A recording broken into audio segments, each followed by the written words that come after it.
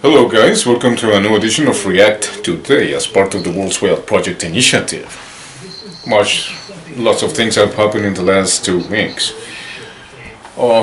Things are going fast, really fast, especially when it comes to war in Ukraine and the facts that we don't see in this side of the ocean because we don't have any access to the information that is coming from other sources unless it's the board of mainstream media. We have, of course, Scott Ritter, who has explained for the last year what's going on in the war in Ukraine, contradicting everything that CNN, MSNBC, Fox News, etc. have always done, which is to say that America has nothing to do with the war in Ukraine, but it's supporting the menace that expansionism and the new USSR, the United Socialist Soviet Republics of Russia, are going to impose around the world if they don't intervene. America, of course, is always lying, and they lie so much, about everything, that it is obvious for us, for the country, and for the world, that they don't represent their own people.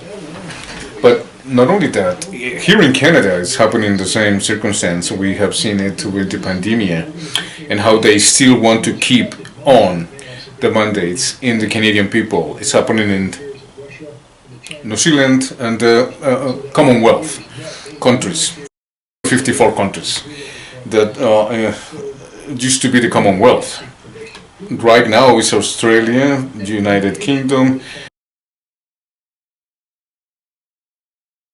The Commonwealth was the ex-colonies of Great Britain when it was an empire. And the fact that we're going to crown in Ottawa symbolically the King of England, King Charles III, or King Charles, here in Canada, is a symbol of how Canadians are not independent and how in the 21st century this shouldn't be happening.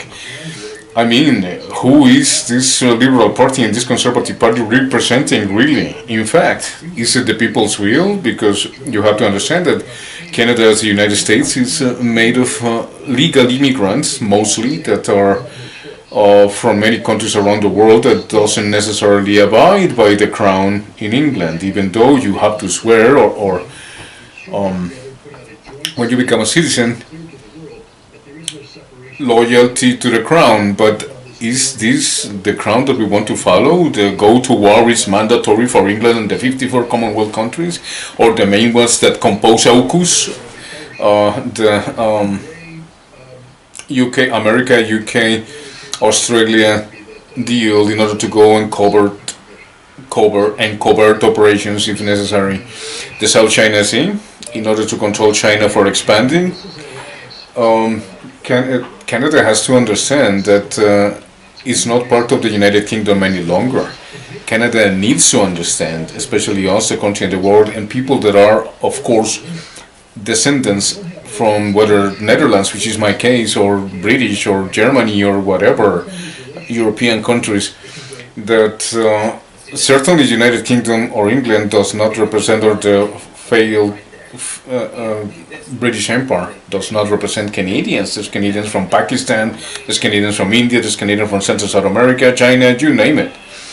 So what is the definition of a Canadian nowadays? Is a multiplicity of immigrants that have in accordance to the Constitution and the Canadian Bill of Rights and Freedoms, swear in front of the flag and the Constitution of Canada, in front of a judge, that they will abide to Canadian law.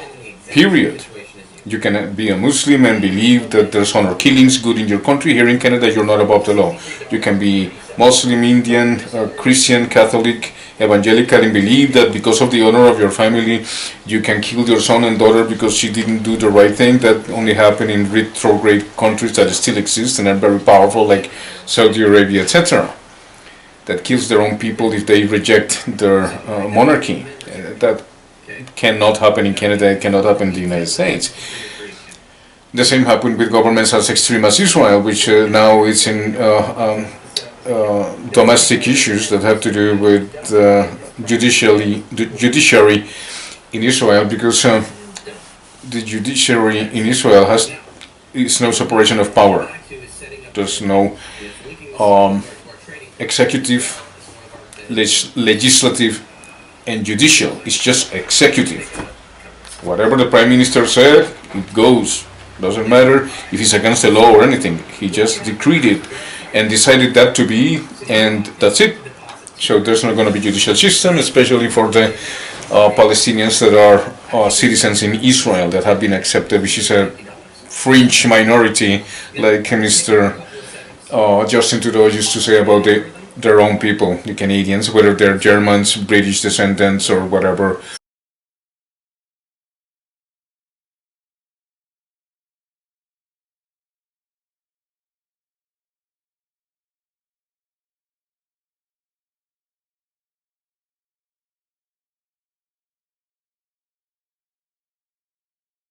European descendants, he didn't care. He just pretended to be a Canadian and he's not. According to the last 3 years, of course he's a Canadian by birth and all that stuff, I guess. But he's not a Canadian according to the Constitution, especially when he enacted only in times of war, of national disaster, or calamity, the Emergencies Act that we have talked about so many times and that we have covered for you regarding the Minister of Transport here in Canada, regarding the ministry of all the ministries in the Liberal Party, whether they're Liberal or Conservative, or the NDP supporting the vaccination mandates, which are a farce, and has been proven nowadays to be a farce. So when we see all of this, what is Canada? We see that the Crown representation that, yeah, we abide by England? No. We abide by the United States, and we shouldn't either. I said it again, if I were Prime Minister of Canada, I will withdraw from NATO immediately. Yeah, we have common interests with the United States. Yes, we have common interests, commercial interests, big time with Europeans and especially with the United States. But that doesn't mean that we have to bend over and do as they say, like the other countries have had done since the Second World War, but way before that in Central and South America, as an example to mention here, that has been reported for stupendous journalism, like for example that of Ben Norton, that I saw some young fella criticizing Ben, among other issues, which is a young kid that is popular, or in the independent YouTubers, etc., like that speaks against Ben Norton. I consider that Ben Norton is one of the best journalists, not only because he worked with the Grayson, Aaron Mate, and Max Blumenthal, but on his own, and I'm glad that he separated from this Grayson, because he is good enough to make his own journalism, and he's very good at it. You might disagree with him, you might disagree with Max Blumenthal, you might disagree with Aaron Mate in many issues, but I think that's very good journalism. So, Ben Norton, you're doing pretty well. I like you. I think your journalism is good, very good. And I consider you one of the best journalists of your generation, including Aaron Mate, a Canadian, and of course Max Blumenthal, among others. I agree with Aaron Mate, for example, and Max Blumenthal especially, but on the concept of Noam Chomsky, somebody that I loved and millions of people do love, but when it comes to the pandemic, oh my God, it doesn't surprise me. It doesn't surprise me, his attitude. And the same happened with Bernie Sanders, the same happened with Naomi Klein, that Bernie Sanders, as I spoke with George Galloway a couple years ago, I told him that if there was a country that needs regime change, it's the United States of America, and that if there was someone that had betrayed twice the elections in the United States, that was Bernie Sanders, and I still stand by that. But hearing Noam Chomsky speaking against the unvaccinated, such an important person that we trusted to be one of the most important intellectuals of the 20th century and the 21st century, now came with this ridiculous, unsustained, with no backup whatsoever, to say that we, the unvaccinated, are trouble makers, and I don't know what is the definition, we'll see, that is not surprising but very disappointing. I mean, these people that present themselves as regular saviors all of a sudden turn their backs on us with something as important known as the pandemia, and you said that we should abide by the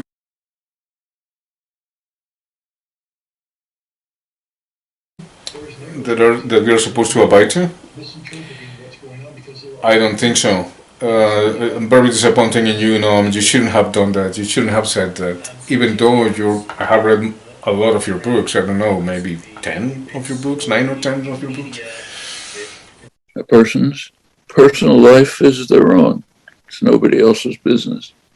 Yes, we should have freedom and control of our personal lives. Of course, there's a limit. You have a limit on your personal life is when you begin to interfere with the personal lives of others. So let's take a very immediate, concrete instance. I'll again talk about the United States, but it's quite general. There are large part of the population now says, I don't want to be vaccinated. Okay? That person is saying, I want to be a killer. I want to be able to go out freely and kill other people, because that's what it means not to be vaccinated. If someone says, I don't want to take a polio vaccine, they're not permitted to go in public. They're not permitted to enter schools correctly because they are essentially killers. And that's what we're seeing now. It's as if somebody said, I don't want to obey traffic rules. I want to drive on the wrong side of the road. I want to go through red lights. Well, at that point, your freedom ends. The community has a right to protect itself against people who seek to destroy other people's lives, survival, health, and so on. So yes, there's a limit to personal freedom. Any community will have to accept that. I'm very disappointed, but not surprised.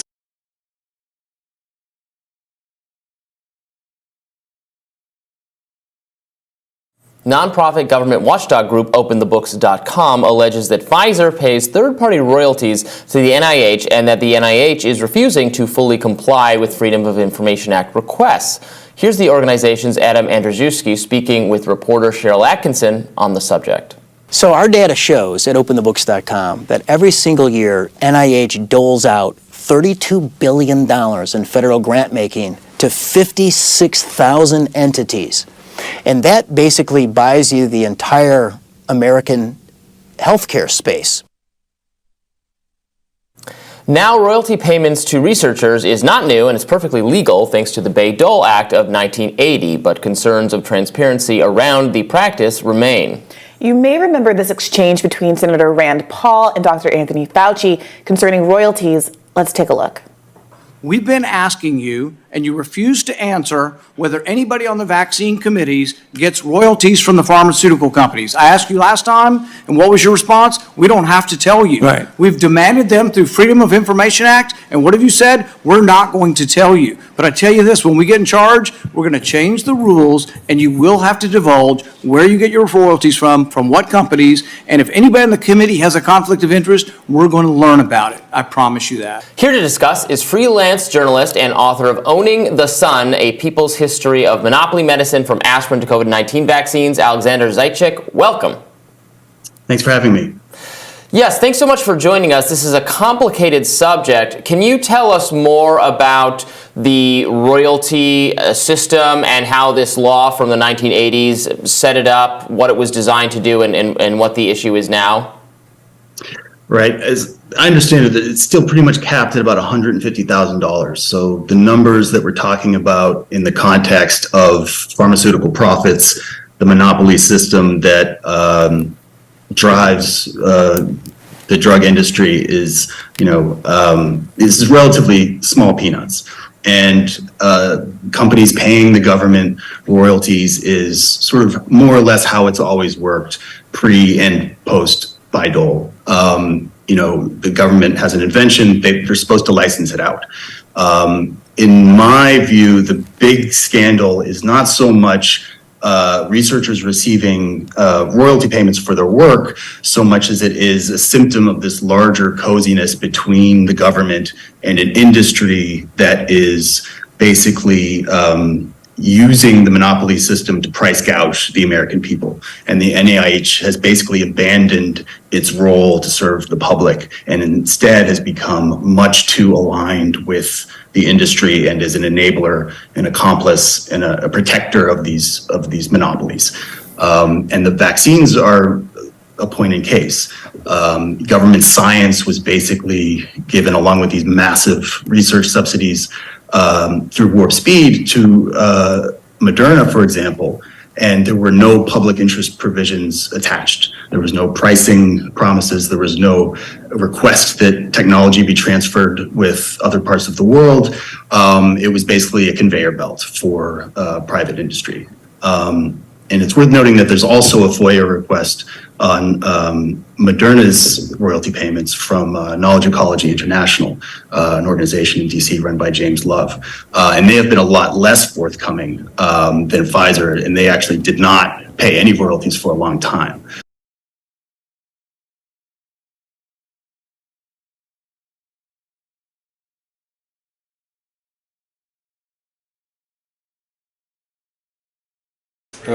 The same with Ben Shapiro. Ben Shapiro might look like a Proximus candidate. DeSantis in Florida might look like a good challenger for Donald Trump. I mean, if the United States of America only have Donald Trump and Joe Biden and DeSantis as candidates for the most powerful country in the world, which is going down, that empire is going down big time, in commercial issues because there is stupidity and their grandiose stupidity, the pride of lies and the pride of the demon that believes that he knows better. You might say, are you comparing the United States with a demon? Prove me that I'm wrong. Prove me if the demon is not against everything that God planned. And what is that God planned? Peace and understanding amongst people. Yeah? You can compare Donald Trump in a Roman horse. Yeah. Riding the horse, yeah, you can do that, and you can compare him and DeSantis and Bernie Sanders and whomever is jumping from the candidacy, Elon Musk, whomever, that people believe they're semi-gods in order to take charge of one of the most powerful countries in the world, in this case America, and then be disappointed by the facts that these people will betray their principles as long as they get elected. Once they get elected, all they want to protect is their careers. Nancy Pelosi, all these people that went, Joe Biden, the president, that went to Congress to make a career, are the most corrupt people in the world. It's not me saying it, it's the facts. Why is it that Africa then, if I'm wrong, why is it that Africa then is deciding to say to the United States, thank you, but no thank you? What is it that most of the South, the global South, is saying to the United States, thank you, but no thank you?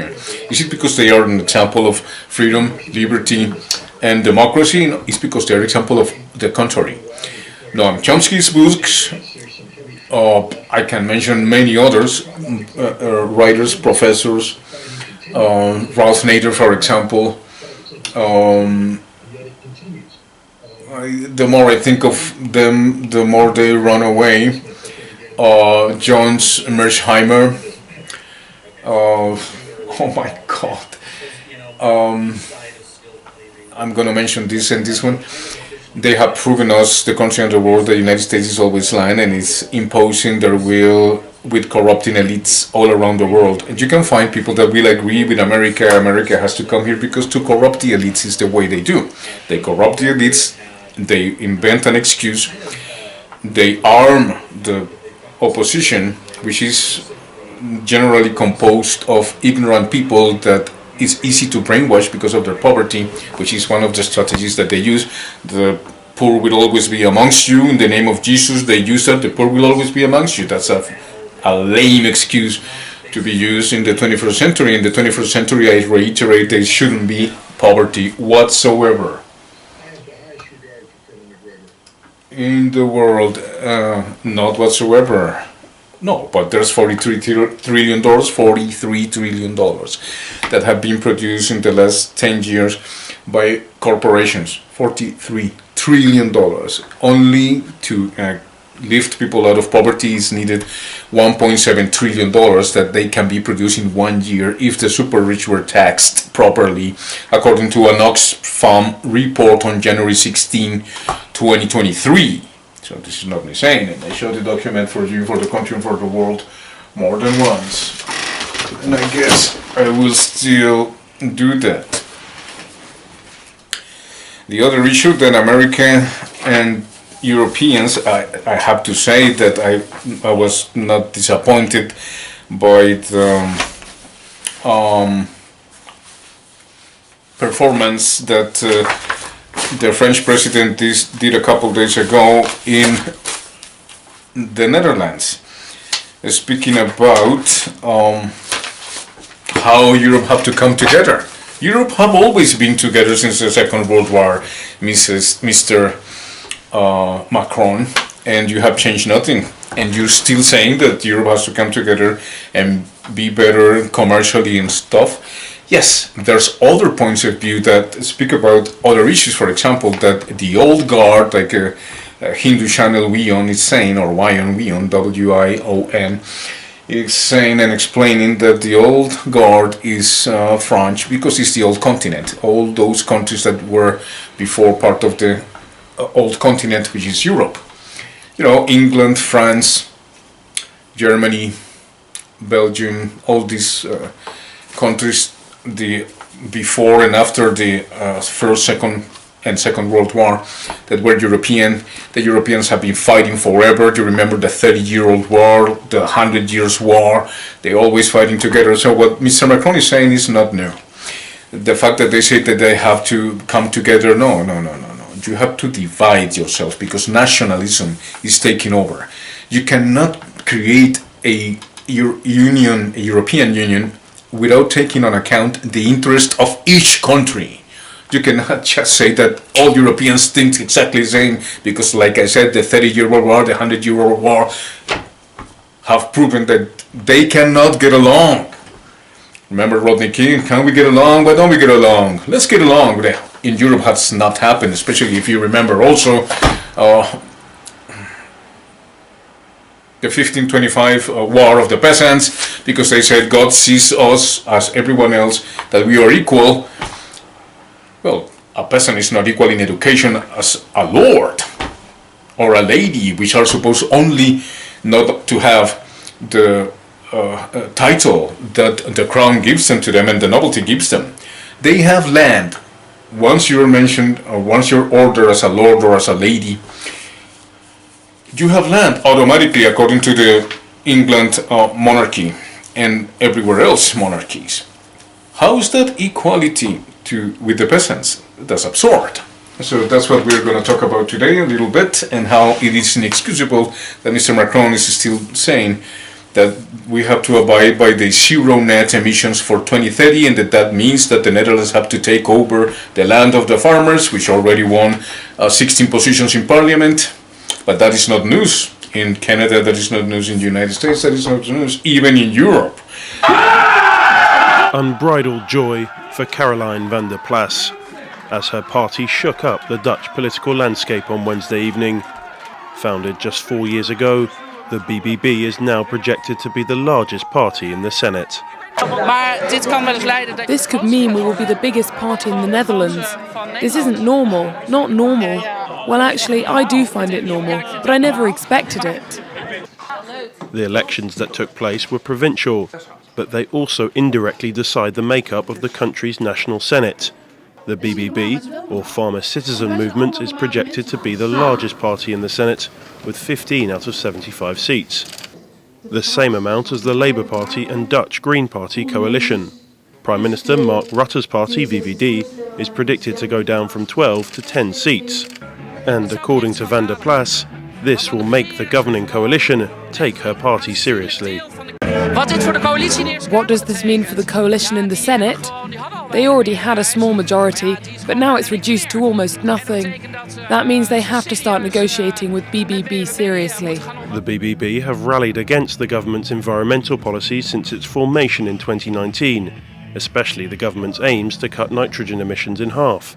The BBB says the problem has been exaggerated and that proposed solutions are unfairly balanced against farmers, leading to the closure of many farms. The Prime Minister conceded that it was a tough night for his party. The VVD is now down 0.5% in the exit poll.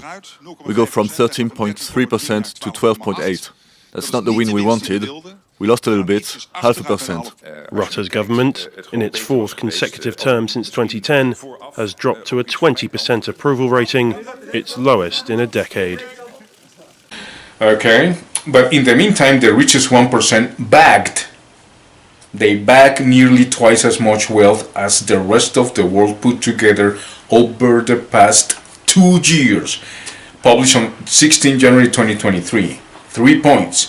The super rich outstripped their extraordinary grab of half of all men's wealth in the past decade.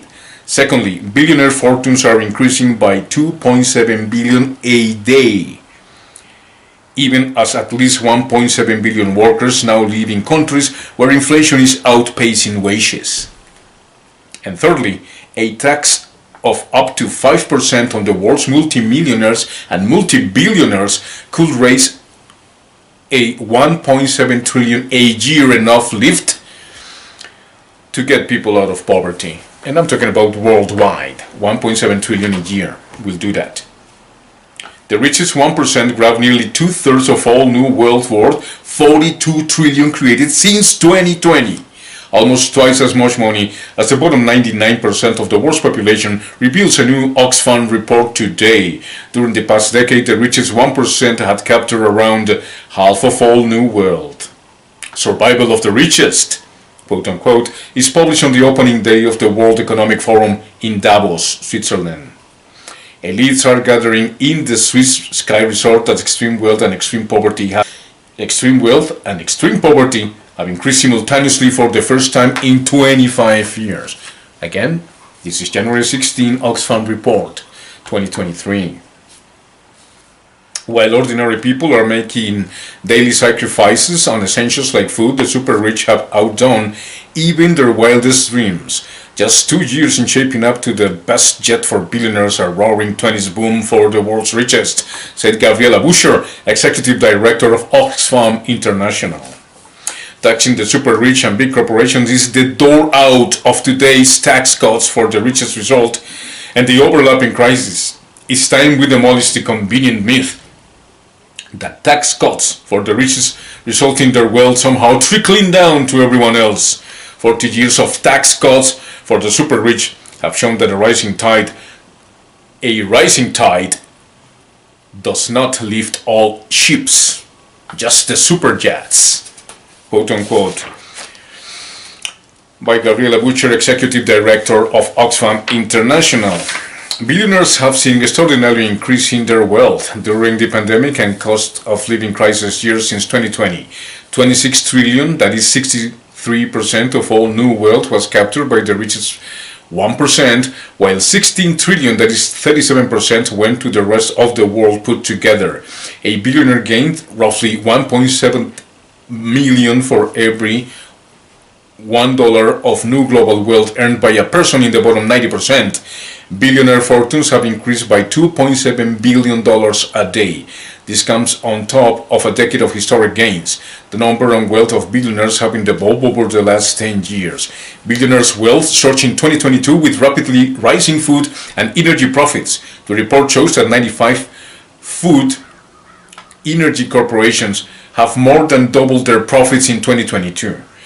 They made $306 billion in windfall profits and paid out $257 billion, 84% of that, to rich shareholders. The Walton dynasty, which owns half of Walmart, received $8.5 billion over the last year. Indian billionaire Gautam Adani, Gautam Adani, owner of major energy corporations, has seen his wealth soared by 42 billion, that is 46% in 2022 alone. Excess corporate profits have driven at least half of inflation in Australia, the United States, and the UK. At the same time, at least 1.7 billion workers now live in countries where inflation is outpacing wages, and over 820 million people, roughly 1 in 10 people on earth, are going hungry. Women and girls often eat least and last and make up nearly 60% of the world's hungry population.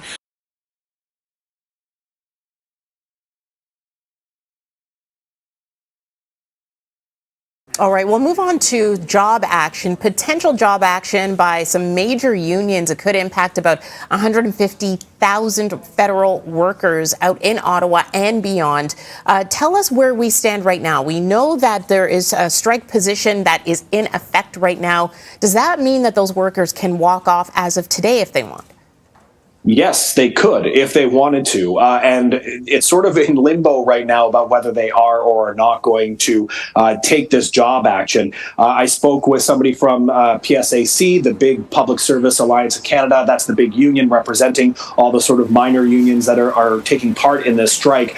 And they said they're not scheduled to have a news conference today. Now, that could be a positive sign that at the negotiating table, things are heading in the right direction. However, on Twitter, I was noticing PSAC members who were tweeting their planning and what they were doing to get ready for their strike, including getting strike captains ready. So it's not clear what's going to happen, but this could be one of the largest strikes in Canadian history. 155,000 federal employees impacted by this, and they could walk off the job. How that could impact you? Well, a variety of different ways. With the unions, the specific sections of the unions that are walking off the job or could walk off the job, that could include processing of employment insurance or immigration applications. The CRA is the big one, the Canada Revenue Agency.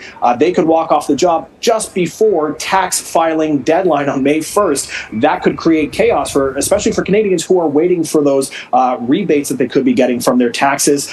There could also be some issues at the border, getting people out of airports on time, so there could be delays there. So a lot of ways in which this could impact Canadians' lives, but it could also be a big problem and headache for the government at a time when they're dealing with, as we've been discussing, other issues on their plate at the moment. The Feds say they are committed to getting a negotiated deal. They're not looking at things like back to work legislation or anything like that. They want a deal, and they say the best way to do that is to stick at the table and negotiate this with the union, and that's what they're hoping to get in the coming hours or days. All right, and you mentioned the PSAC saying that they don't have a news conference planned for today.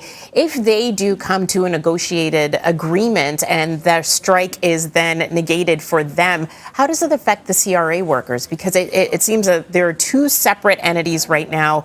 Could CRA then still potentially go off on strike? So the CRA workers do actually fall under the PSAC as well, but it's kind of weird because they had their strike mandate vote earlier than these other workers, but they had a waiting period, and their waiting period is up today. Meanwhile, the others who made the approval, and that was announced earlier this week, they were technically in a legal strike action mode earlier this week. So they could have already been going on strike, the 122,000. The 35,000 CRA workers are technically on strike today. So if there is a deal, it should kind of be for everybody, you would imagine, rather than the government negotiating these piecemeal deals between the CRA side and the other unions, the other sections of the PSAC. You would think that they would want to get everybody involved. But, there are big questions about pay here, and that's a big sticking point in these negotiations. The union wants a 13.5% raise for their workers over the next 3 years. The government says, around 8.25% over 4 years. A big discrepancy, but the big issue is they're saying, look, we've got an inflation crisis. Our workers need more money. They're going to food banks. The government says inflation's going down right now. They don't believe that they should be having that significant of a raise going forward. There's also a whole work from home issue. So a lot of issues that are still big sticking points at the table. The union says it won't budge. So we'll see what happens. But, this could have the potential impact of affecting a lot of Canadians. It could be one of the largest strikes in our country's history if it takes takes place. I'm sure the government would hope that it doesn't and that they can get a deal over the next couple of days. Okay, hopefully we will get more information and an update later on today. Cormac, thank you so much for that. We'll watch out for your reports, of course, on City News Radio and on citynews.ca. Appreciate it. Anytime. All right.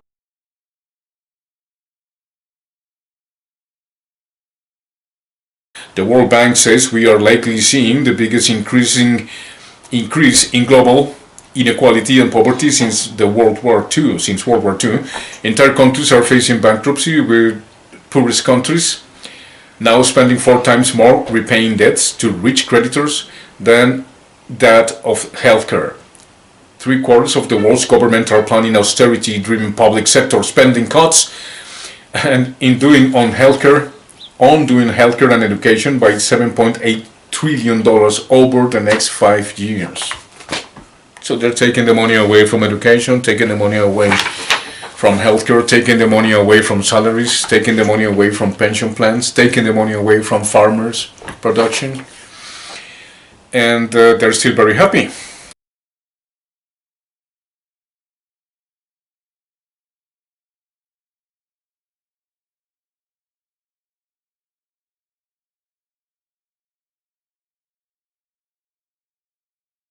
Doing that, and the politicians are too. If you remember that I read for you on Rumble, the Sunshine List in Canada, for example, where it is proven that health officers and officials all of a sudden start making enormous sums of money a year, or throughout 2 or 3 years, or as long as they lasted in those positions. You might say, show us the money, show us. Well, I show you that program, I read the documents for you, and you can find it in Truth, 3 parts of Truth on oneness versus the one, number 1. Oneness versus the one is the title of one of Vanzana Shiva's book. I was experimented with Rumble, and I didn't know that once I put the name there, I cannot remove it. I'm going to check on that and see if I can remove it, because I want to call it the same as in YouTube. So if you go to Rumble, you can go to oneness versus the one. The first O is a capital, and the number is 1. Oneness versus the one. You find me there. And I read for you the Sunshine List here in Canada, and there's Sunshine List in Australia, there's Sunshine List in the United Kingdom, and 27 countries in the. One other document that I wanted to show you is how some of the biggest economies in the world have said. Letter from economists to rebuild our world, we must end the carbon economy. Jeffrey Sachs, Joseph Stiglitz, Mariana Mazzucato, Claire Brown, Indibar Dutta-Gupta, Robert Reich, Gabriel Zuckman, and others. The carbon economy amplifies racial, social, and economic inequities, creating a system that is fundamentally incompatible with a stable future. Have they ever read this document? No, they don't show anything about any intentions to read such documents. Ecuador's anti-IMF policy.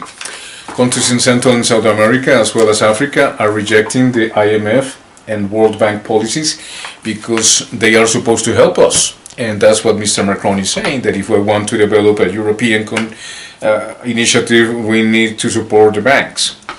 And they talk about green economies, and they talk about the transition to net zero emissions and all this. But they're doing it the wrong way. They're just taking off the land from people. Vandana Shiva has been very explicit on these matters, and you can read some more books. Okay. I will show you 3 that I have read. Water Wars, speaking about Cochabamba.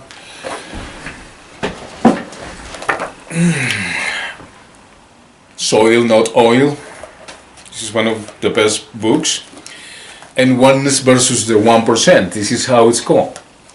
I don't have the percent here, like I said, but if you go to Rumble, this is the title. Sorry, Bandana, I didn't mean to plagiarize your book or anything like that. I just came to my mind, what is it that I'm gonna call this channel? Let's go with this then I couldn't change the name. So it was not intentional. It just happened. But if you read Bandana's books and see her interviews or my programs that I did 5-6 years ago regarding Bandana Shiva and her policies and her books, you will understand that the super rich, according to Oxfam, are not willing to change their mind. It's all lies.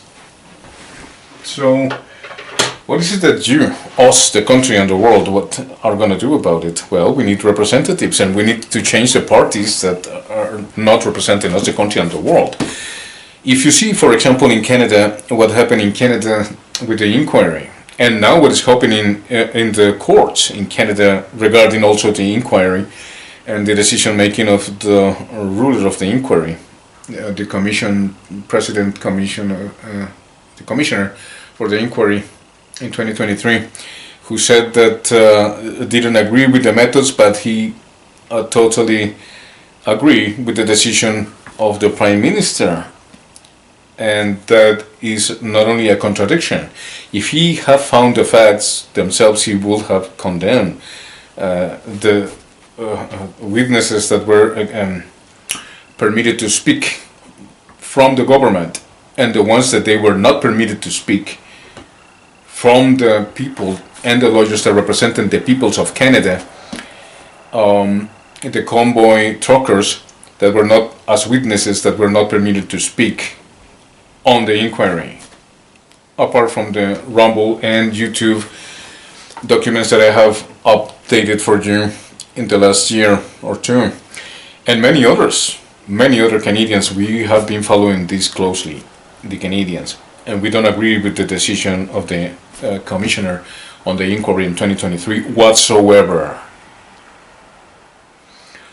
Not only because of what I said, but because he is enacting the Emergencies Act have no grounds whatsoever, according to intelligence services, according to the police, to the RCMP, and according to the facts that these people, Ministry of Transportation, Health Canada, Intelligence, Health Ministers, etc., said to have been based on scientific proof, which again we have demonstrated in my channel, I have demonstrated in my channel, as well as doctors, professionals of medicine, virologists, you name it, that I have put on my channel, testimonies that prove Prime Minister Justin Trudeau and his Liberal cabinet party totally wrong, the NDP, and of course now the Conservatives. So as you can see, the world's going to hell, and unless we do something about it, us, the country and the world, they're going to keep on doing it. It is impossible for me to accept that there's universities still saying that students have to wear masks in the university grounds. How stupid can they be? How can they still keep their positions as deans of universities, as professors, etc., if they support this against scientific proof, like the books I have mentioned here before, and many others, scientists. Let's go with the Robert F. Kennedy Jr. book, because he's so informative, and some other doctors that have published books, and the interviews that I have shown for you, and the ones that are coming. So yeah, if you really want to find the truth of what's going on in the world, it's easy. We are not being represented. What's going on with the war in Ukraine is another issue. And we have seen generals and the State Department of the United States and the Europeans, like with Macron, saying that it was an illegal war, that it's an abusive war, and etc. Like we, the people, don't know anything about the politicians in the last 40 years that we have learned after the Second World War, but especially since and after 2001, as I discussed also with George Galloway, that apparently has a spiritual revelation. Somehow he acknowledged that he might have been wrong regarding the questions that he made on the 20th anniversary of 9/11, when he said that why do both? Why crash the planes and then demolish the planes? He didn't believe it. So I had to explain to George that it is only possible if you plan that. It was a planned demolition, and he still don't get it. But apparently he did, because just this year he published, I believe in January or February, the results, the beginning of the fight regarding the people that lost family members in the 2001 attacks, and the truth behind it. The 9/11 Commission, which is a total fake, we have talked about that before, and my response to George Galloway when he cut me off because I was telling him truths that he didn't want to hear. And I'm a regular citizen. How come he doesn't know that? How come we still abide on lies? If you're really one of those guys that is comfortable because you're making the money, you work for the government and everything's okay for you, don't you understand that if you don't take part of the movements that are looking for truth, accountability and responsibility, whether political, healthcare systems after the pandemic, you are just abiding on lies? The definition of stupid, I read it for you, so you will qualify as the dictionary, Oxford Dictionary definition. And we Canadians don't want that.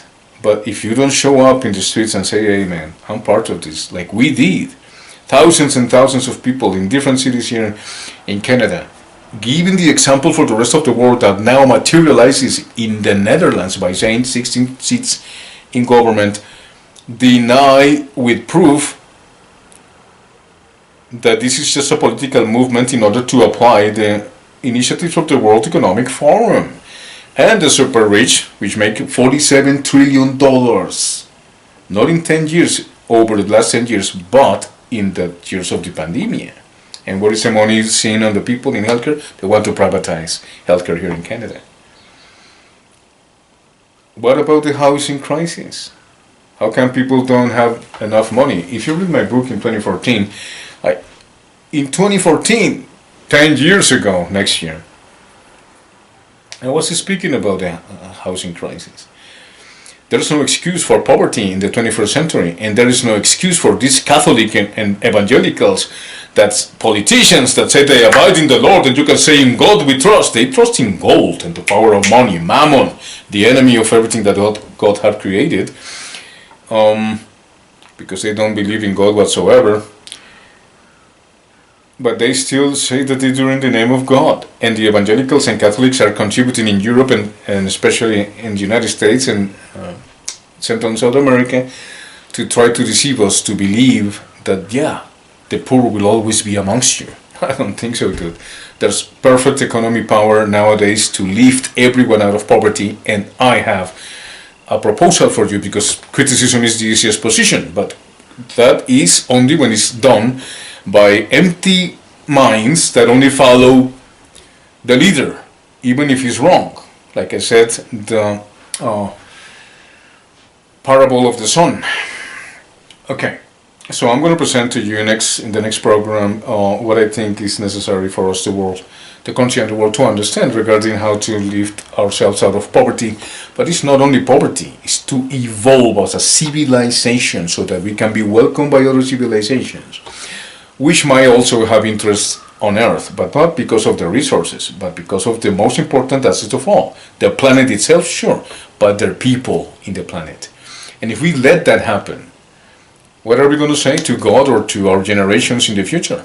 Oh, we were cowards. I was too cozy making money. I was working for the government. I have 2 cars in my garage. I didn't want to get involved. Is that what we're going to say? I was cozy. I was making good bucks, man. Why would I disagree with the pandemic? Why would I disagree with what the government said? Why would I disagree with go to war against other countries and kill them all? Because I'm okay. I don't want to disturb my peace and my income. Is that what you're going to tell God when you die? Is that how you're going to justify your political position? That you were doing just fine and everybody else was in Central and South America was dying of starvation, of abuse, of wars that were created in order to take the resources of other countries? You're going to be just fine with that? Oh my God. Yeah. But believe it or not, here in Canada it's happening. With some exemptions. And I want to ask you, Justin, how many American policemen did you bring with Canadian uniforms in order to attack the truckers and in order to attacked the convoy peaceful movement, that as is being proven in the inquiry, they moved when they were told. They moved the trucks. It was the police who received the order not to let them move in order to justify violence. And all of a sudden, then a woman is run over by a horse, etc., etc., etc. So, if you're one of those guys, I don't have a problem if you have money and $3 or $10 or $1 billion in your bank account. The world is heading to disaster, and you're going to be part of it and complicit in it if you don't take action and go to the streets and understand what's going on. Otherwise, the word stupid applies to you 100%. And I don't want to insult you or Americans or Europeans, but most of Europeans that we don't see on the mainstream media, most of Canadians that we don't see in the mainstream media, most of Americans, as I explained to you in the last video, have shown up since ever. The war in Vietnam is one of the best examples we could follow here regarding this issue that I showed you last time. But what does Nixon said? There are the same thugs and loons that always play the good people.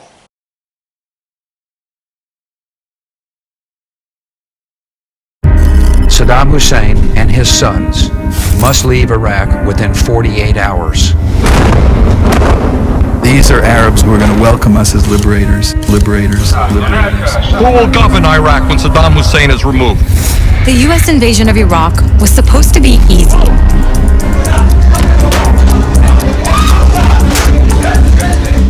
The most powerful military in world history would go in, kill the bad guys, and transform Iraq into a democratic, pro-American oasis. But the Iraq War blew up in America's face.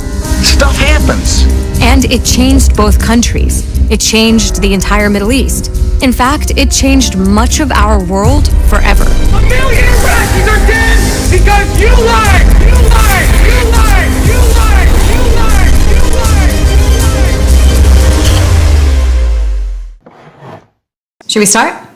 Within weeks of the September 11th attacks, the United States had occupied Afghanistan, where Al-Qaeda was based at the time, and removed the ruling Taliban from power. But very quickly after, the George W. Bush administration began selling another war. It wanted to invade Iraq. There was no link between 9/11 and Iraq, so the Bush administration began manufacturing justifications. Iraq was in league with Al-Qaeda. There are Al-Qaeda in a number of locations in Iraq. Iraqis needed saving from their dictator. Saddam Hussein's violations of human rights. Iraq had weapons of mass destruction. We don't want the smoking gun to be a mushroom cloud. But those weapons of mass destruction were never found. Millions of people knew invading Iraq was wrong. 20 years on, they've been proven right time and time again. The invasion of Iraq resulted in death, destruction, and massive blowback. And it gave us these guys.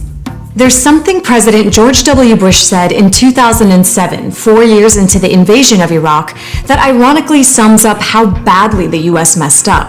And there's another part of this clip that we'll be coming back to a little later, so pay attention here. Imagine Iraq where Al-Qaeda has established sanctuaries to safely plot future attacks on targets all over the world. It's ironic because by the time Bush said this, Al-Qaeda had established itself in Iraq, even though the group wasn't there before the US invaded.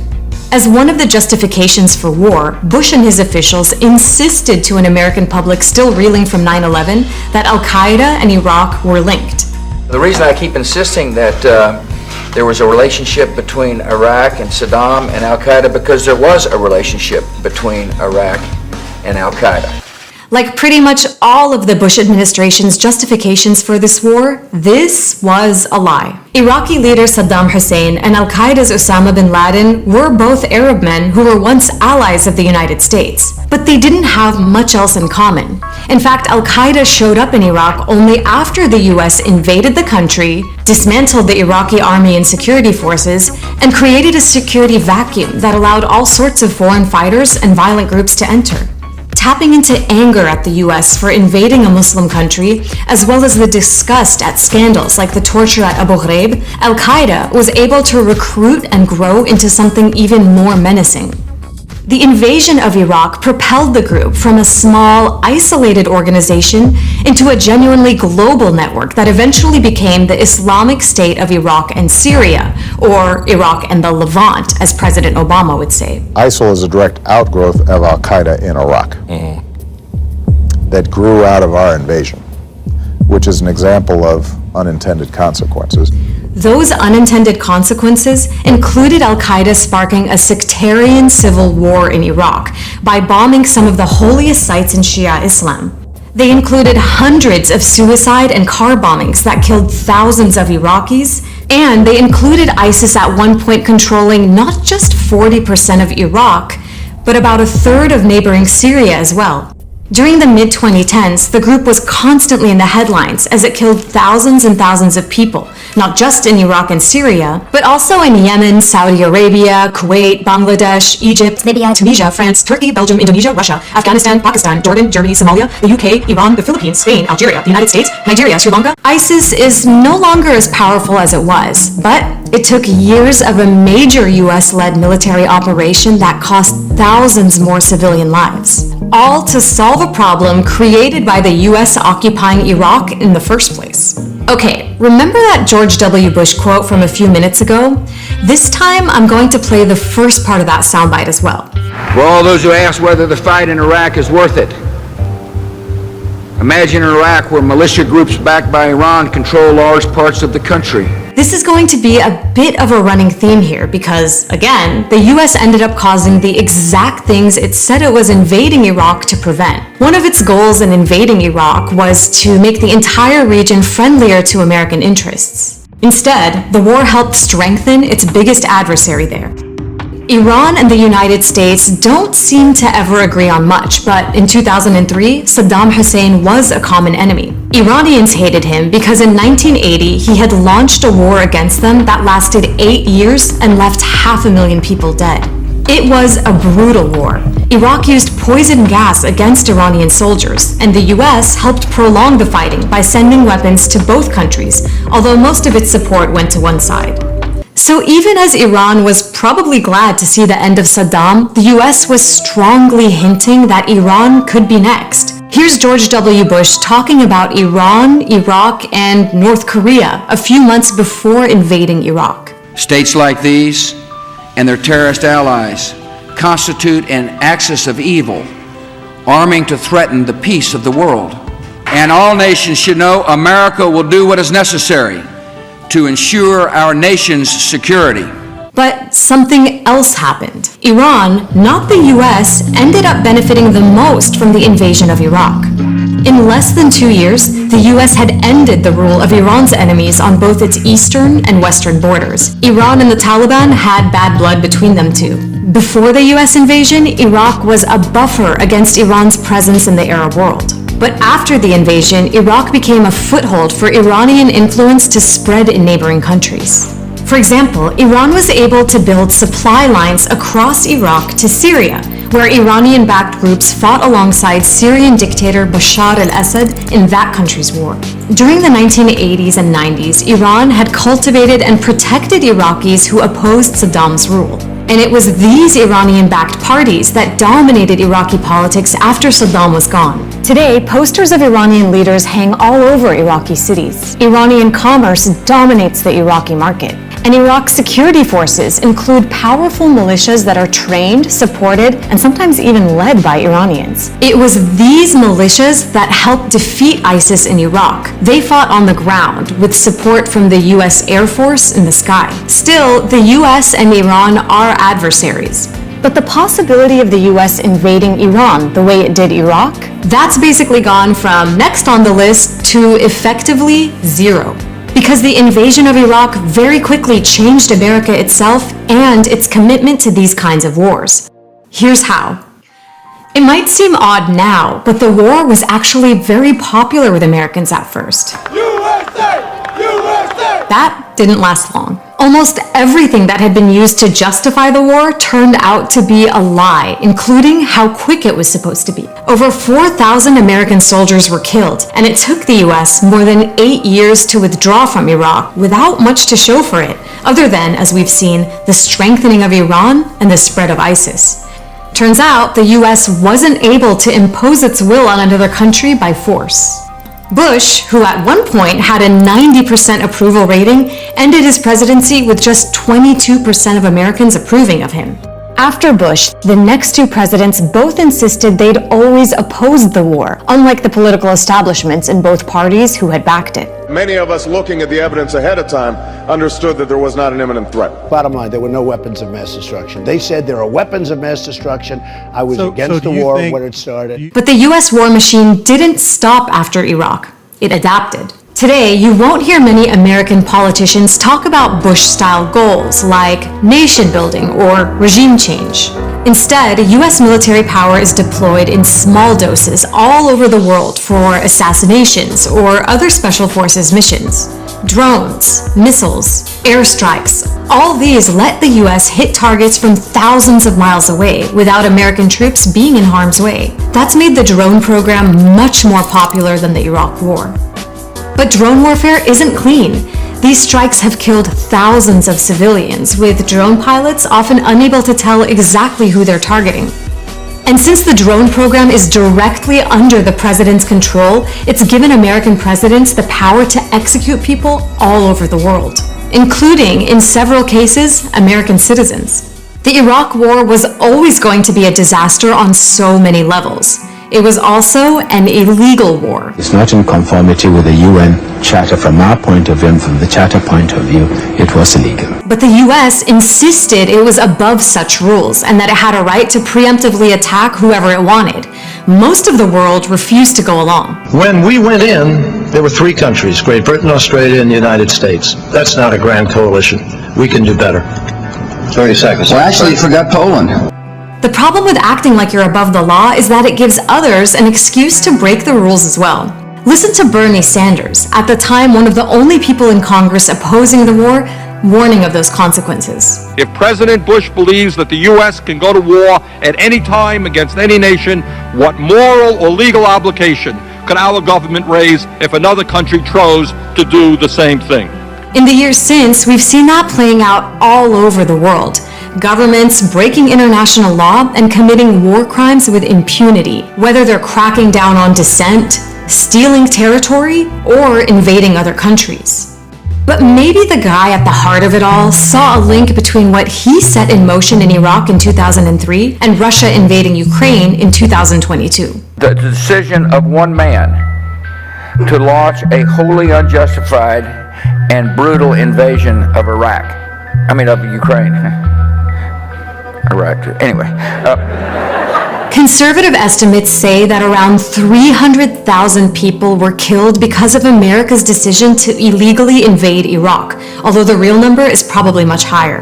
In Iraq today, sectarianism is rife, the economy is weak, poverty is widespread, basic services are sporadic, and the security situation is, in many places, still dangerous. لأن مجرد دخولها كان هو مأساوي يعني وحطمت وقتلت ودخل الإرهاب والمجرمين وغيرها والقاعدة. إنه بالدهورة صارت يعني يا ريت قبل الحرب كان يصير أحسن كنا ساكنين وعايشين. 20 years on, Iraqis are still dealing with the consequences of that invasion every day. But what about the consequences for the government officials who lied to justify the war? Or for the media that repeated so many of those lies instead of investigating them? To find out, you'll want to watch this video.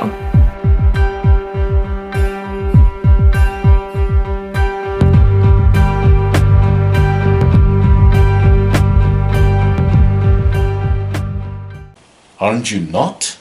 Presidents, your democracy doesn't exist. The vote doesn't count for anything. Do you understand what that means? That the $47 trillion that these people are making have corrupted to the core all democracy initiatives, not only in Canada, but all around the world. And I don't agree with that. If you agree with that, you're a traitor. And if you say, no, I'm going to keep silence, I don't have to say nothing, you're taking sides already. Because living in your cozy corner, in your big house, in your beautiful house, with a pool and everything, I have nothing against that, I reiterate. But not taking part of the disaster that this world is coming to, is not only cowardless, but treason to your country. It's treason to the Constitution that I'm pretty sure you have no clue about, and the Bill of Rights and Freedoms, because you are cusy with the money and the accounts in the banks. That is not an excuse for you not to participate in the only home we have in the solar system, known to us. Maybe President and Prime Minister Trudeau knows there's other planets they can go and live when the disaster comes. It's not the bunkers that I suggest you to get the address as soon as possible. But gets me to the last point, which is, if God exists, what is he waiting for? Is he going to wait really for a hecatomb, like a third world war, to happen in order to rescue a few? But that is an issue that I'm going to dedicate a whole chapter on. But for now, I leave you with this initiative. What are you going to do about it? Or are you going to just keep quiet? Because keeping quiet in times of revolutionary mandate, not the vaccine mandate, but to revolt against the authoritarianism that mandates imply in banking system, in destroying the Bitcoin, in avoiding that economies produce for themselves, in keeping third world countries and the rest of the global south undermined in slavery with low salaries, depending on the World Bank and the International Monetary Fund. If you don't know anything about that, when disaster comes, don't call your God, because it's going to be not only too late, but your God is going to remind you. What did you do when this happened? What did you say? Did you participate in it? Okay, no? Alright, so you crucified me too. You're one of those Romans that put the lance on my side, between my ribs. You're one of those guys that play with dice what was going to be about my one-piece clothing. You were one of those guys that spit and throw lettuce and rocks and wanted to stone me.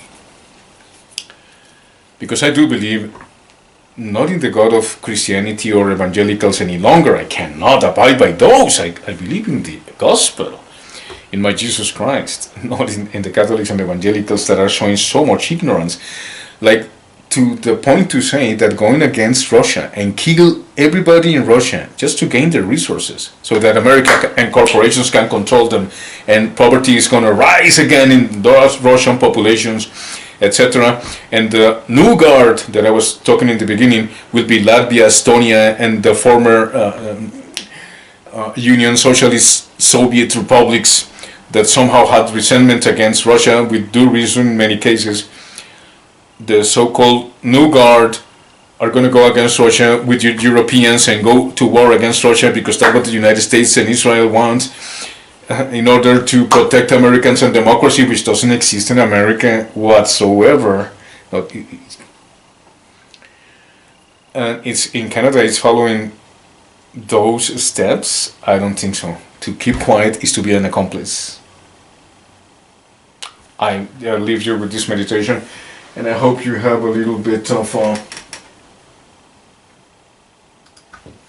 integrity, dignity, and Christianity in yourself in order to take part on this.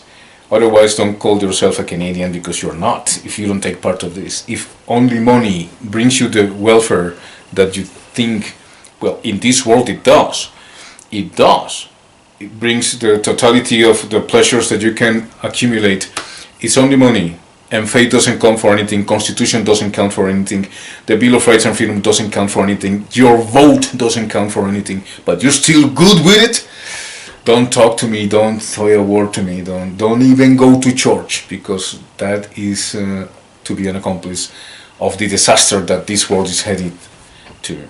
For us, for the country, for the world. Hope to see you next time in the next edition of React Today, as part of the World's Whale Project Initiative. Au revoir. Bye bye. Hasta pronto.